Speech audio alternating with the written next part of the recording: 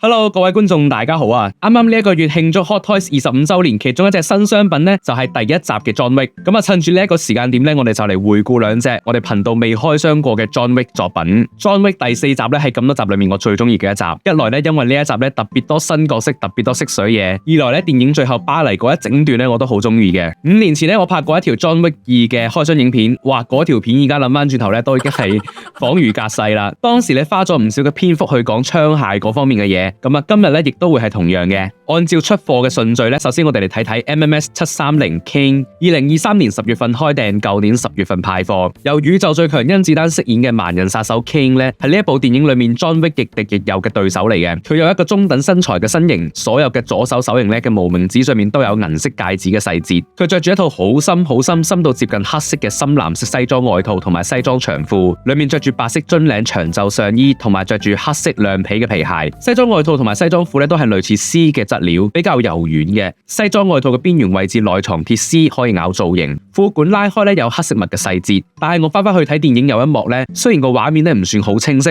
但係都勉強可以睇到咧佢呢一對咧比較似係高筒嘅皮鞋，所以鞋嘅部分咧就未必準確啦。電影前段 King 咧有另外一個黑西裝造型，而而家呢一個 Hot Toys 咧係電影最後一段喺聖心堂對決嘅造型。最後對決嘅時候咧 King 佢仲有除低佢嘅西裝外套，但係呢一隻 Hot Toys 嘅說明書咧就有講到明咧全部服裝均不能除下。不過咧外套要除，當然你梗係可以除到落嚟噶啦。但係除落嚟之後咧，我就發現咧身形咧唔係好好睇嘅，肩部咧為咗撐起佢嘅西裝造型咧會比較橫同埋寬，所以除外套呢個玩法咧的確咧就唔太推薦啦。頭雕方面咧面型五官我認為都相當唔錯。電影裏面 King 佢殺新田廣之嗰一幕咧有除低過佢嘅眼鏡。Hot Toys 眼睛部分瞳孔角膜嘅灰白色同埋眼睛上面嘅傷疤咧都係準確嘅。眼鏡方面咧有金色嘅鏡框、粉紫色嘅鏡片。呢副太陽眼鏡嘅原型咧就係甄子丹佢自己嘅品牌 Donny Eye 嘅 DYS 9013蔡司鏡 Gotham Gold 嘅顏色。喺電影裏面咧佢仲有戴過另外一副同款嘅黑色版嘅。配件方面咧首先有 King 最signature嘅武器拐杖同埋收埋喺拐杖裏面嘅長劍。拐杖咧可以將手柄部分拆落嚟，下面嘅部分咧扮翻個劍鞘。長劍方面咧劍身有做到印紋嘅細節，但係可惜咧今次咧就冇真係做出可以從拐杖裏面掹出長劍嘅玩法嘅。另外咧有兩個白色嘅動作感應器，對照翻電影咧個款式都似嘅，但係如果可以嘅話咧，例如加翻個磁鐵，等佢可以黐喺一啲金屬嘅表面，咁樣玩起上嚟咧玩法咧又可以更豐富嘅。之前蜘蛛俠有啲配件咧就有做過類似嘅玩法嘅。然後有一把全黑色嘅斧頭，斧頭嘅刀刃部分咧有金屬銀色嘅上色。呢一把斧頭嘅原型咧係 United Cutlery M48 Tomahawk， 實物上面咧有一啲穿窿嘅部分喺玩具上面係冇還原到出嚟嘅。呢一把斧頭喺電影裏面咧係喺德國嘅 club 裏面咧敵方用過嘅。John Wick 咧有執過嚟用，但係 King 咧就冇用過啦。嚟到槍械武器呢一隻 King 咧跟咗4把手槍，其中3把手槍嘅彈夾咧都可以拆出嚟。首先有呢一把 Thompson Center Arms Encore 單發手槍，呢一把咧就係最後同 John Wick 對決嘅手槍嚟嘅，上面有銀色嘅槍身同埋木紋配色，可惜咧銀色部分嘅細節咧就冇做到足。槍管部分咧可以扭開，可以睇得到裏面子彈嘅細節。然後就有呢一把 TTI Pit Viper， 有全黑色嘅槍身，上面印嘅字同埋圖案咧同實物比較咧都係差少少嘅，甚至呢一個 PIT 咧仲少咗一個 T， 咁我唔知道會唔會係特登咁樣做噶啦，可能有版權嘅問題。槍嘅滑套同埋撞針咧可以活動，可以露出裏面金色嘅槍管同埋子彈嘅細節。但係呢一把咧其實係電影後段 Bowery King 俾 John Wick 嘅手槍嚟嘅，亦都係 John Wick 後段最主要使用嘅武器。King 咧就應該係完全冇掂過呢一把槍嘅。跟住係 Glock 34 TTI Combat Master 版，呢一把手槍咧係上次 John Wick 2 MMS 504呢隻 figure 裏面咧有出現過嘅，同樣有黑色嘅槍身同埋可以活動嘅滑套。上面嘅英文咧就由 Combat Master 改成咗 Combat Hero， 咁啊又係啦，唔知道會唔會係特登噶啦？呢一把槍咧係電影開場 John Wick 喺摩洛哥殺高卓會長老同埋喺大阪酒店裏面嘅時候用過嘅。King 咧就應該咧係冇用過呢把槍噶啦。最後咧就係呢一把 Headler and Koch P30L， 亦都係上次喺 John Wick 2嘅 figure 裏面出現過嘅手槍。不過今次呢一把槍嘅配件咧就由 Compensator 咧換成咗一個電筒。呢一把槍咧甚至咧冇喺今次嘅電影裏面明顯咁樣出現過嘅。以上有好幾把武器咧都唔係 King 喺電影裏面用過嘅，尤其係嗰啲手槍。其實佢最主要用嘅手槍咧係加咗 Compensator 嘅 Sig Sauer P365 SAS， 甚至咧喺角色海報上面咧，佢都係攞住呢一把槍嘅。呢把槍冇瞄準鏡，非常符合一個盲人角色使用嘅設定。King 喺裏面掂過嘅武器咧，其實有好多噶，所以武器配件咧有好多其他更好嘅選擇。例如咧喺大阪酒店裏面，佢就攞起過一把步槍 Spice Tactical Compressor。另外喺聖心堂嗰條樓梯上面咧，佢都有用過鉛筆殺人，致敬咗第一集嘅 John Wick， 所以鉛筆咧都可以係一個好選擇嚟嘅。仲有最後咧，我覺得有佢女嘅嗰張相嘅嗰隻懷錶咧，都好適合做一個小配件嘅。呢一隻 Hot Toys 嘅價錢咧係港幣1630，整體嚟講咧，我認為頭雕、身形、服裝都好唔錯。配件方面咧，好多都係一啲佢冇用過，但係反而係 John Wick 用過嘅武器，有俾到佢最重要嘅拐杖劍，但係就冇俾到佢配住拐杖劍嚟用最重要嘅嗰把手槍。如果係甄子丹嘅粉絲嘅話咧，應該會中意呢一隻 figure 嘅。但係我買佢最主要嘅原因咧，就係為咗表明立場，冷傲退基佬。我哋頻道俾呢一隻 Hot Toys 嘅評級勉強落喺4個評級裏面排行第2嘅推薦佳品。跟住有 MMS 729B John Wick， 2023年10月份開訂，舊年11月份派貨。呢一隻咧係早鳥預訂嘅特別版，會再附送多一把步槍。佢有一個比較瘦長嘅身形，同 King 擺埋一齊咧，可以呈現到兩個人嘅身高差。所有左手手型上面都有缺少一隻無名指嘅細節。咁啊，因為咧喺第3集裏面，佢為咗向高卓會長老表示對高卓會嘅忠誠，獻上咗自己左手嘅無名指同埋結婚戒指，象徵住咧佢冇辦法再向任何人承諾終身，要終身服務高卓會。但係咧，當然啦，呢啲承諾咧對於 John Wick 嚟講咧，都只係攞嚟打破嘅啫。第4集一開始咧，佢已經去揾長老想要翻佢隻結婚戒指啦。佢有一套帶菱形暗花圖案嘅黑色3件頭西裝，西裝嘅外套邊緣位置咧有藏到鐵絲可以咬造型，裏面嘅馬甲用咗磁吸嘅設計，黑皮鞋嘅底部咧有做到泥土濺起嘅舊化效果。將褲管提起咧就可以見到裏面有黑色襪嘅細節。我認為 John Wick 呢一套西裝咧比 King 嘅更加厚實，幾堅挺嘅。視覺上咧，我覺得幾好睇。同樣地咧，喺電影最後聖心堂對決嘅時候咧，John Wick 有除低過佢嘅西裝外套同埋馬甲。雖然呢一隻 Hot Toys 嘅說明書咧同樣有寫所有服裝均不能脫下，但係當初預訂圖嘅其中一張咧，其實有展示過呢一隻 John Wick 除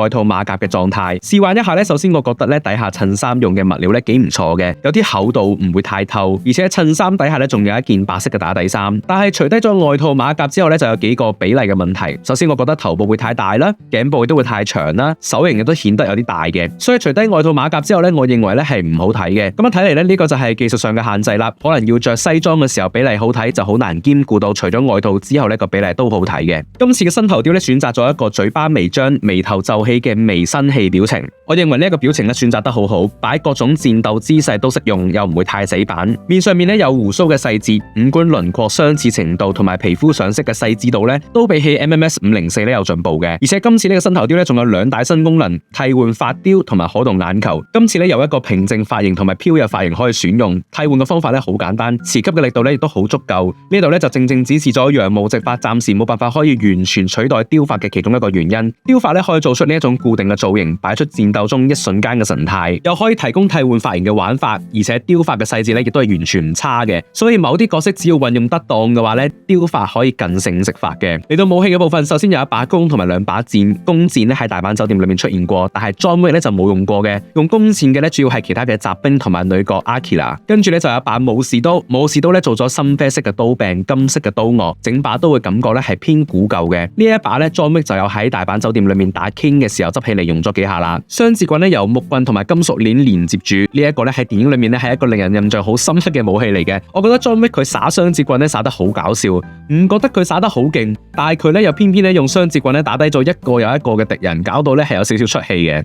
槍械武器方面咧，首先有 TTI Pit Viper， 啱啱咧喺 King 嗰度咧有出現過嘅。呢一把咧係 John Wick 喺樓梯嗰一場戲主要嘅武器。後來咧子彈用晒之後咧，佢仲有拆開咗呢把槍嘅滑套，直接用呢把槍咧嚟插人。但係玩具呢度咧就冇做到咁樣嘅玩法啦。對比一下 King 嘅嗰把咧，2把槍嘅細節顏色咧有少少嘅唔同，但係上面嘅印字咧依然係唔正確嘅。另外有一把啱啱出現過嘅 Thompson Center Arms Encore 木紋手槍，最後對決嘅時候咧，呢一把槍同埋子彈咧，其實係好有儀式感咁樣咧，係有一個盒裝住嘅。上次嘅 MMS 504咧都有做過一個木盒裝住槍嘅配件，今次其實亦都好適合做類似嘅設計，可惜咧就冇做到。然後有呢一把 TTI Dracarys Gen 12， 咁呢一把咧成把槍都用咗黑色嘅上色，但係其實實物槍身嘅顏色咧應該係鐵灰或者係鐵啡色嘅。呢一把咧係巴黎賞金獵人改裝過嘅散彈槍，裏面裝咗 Dragon's Breath 嘅子彈，就係咧睇完電影之後最令人印象深刻嘅嗰把噴火槍嚟嘅。最後有呢一把 TTI AR-15 早鳥預訂嘅特別版配件，上面有電筒瞄準鏡、側瞄鏡嘅細節。呢一把槍咧亦都有喺上次 John Wick 2嘅 figure 裏面出現過嘅。但係咧今次上面嘅配件咧就全部唔同晒啦。喺大阪酒店嗰場戲咧，好多高桌會嘅人咧都有攞住一把好似 AR-15 嘅步槍咧行嚟行去，甚至咧 John Wick 咧都有執起過嚟用過嘅。但係其實 John Wick 4裏面出現嘅步槍咧係 Spice Tactical Compressor， 而呢一把 TTI AR-15 咧就比較係喺 John Wick 2裏面登場過嘅槍。咁啊唔知道 Hot Toys 係咪知道呢一點咧？所以今次呢一把槍咧就只係特別版嘅配件，咁啊當做係一個額外嘅武器俾大家玩玩啦。最後講講缺點啦，今次呢隻 John Wick 喺服裝上面咧有2個缺漏，我覺得係幾嚴重嘅。咁啊既然選擇咗要做佢最後一場戲嘅造型，我認為佢穿喺腰上面嘅槍套或者係彈夾套啦，同埋佢嘅手錶咧都係好重要嘅。但係呢2樣嘢咧喺今次嘅服裝上面都冇做到出嚟。槍套咧係好多幕裏面都可以好清晰明顯咁樣睇到，如果有做到槍套呢一個細節咧，呢一隻 figure 都可以擺到更加多從腰帶換彈夾等等嘅動作。手錶咧亦都係一個喺畫面上面頻繁出現嘅細節，因為劇情上咧 John Wick 佢要喺日出之前趕到去聖心堂同 King 對決，但係男爵咧就千方百計咁樣阻止佢，所以一直咁樣睇手錶睇時間咧係一個好重要嘅細節嚟嘅。韓國嘅 JND Studio 喺上2個月咧就開訂咗2隻 John Wick 1:6嘅 figure， 分別咧係第1集同埋第4集嘅 John Wick。第1集嘅咧單獨賣美金699，未交運費咧已經大約港幣5400，而第4集嘅咧就只有一個同第1集嘅雙人套裝先有，咁嘅價錢咧去到美金1299，未計運費咧已經大概係港幣10100。JND 嘅 figure 賣點當然就係直髮同埋呢一個直膠嘅頭雕、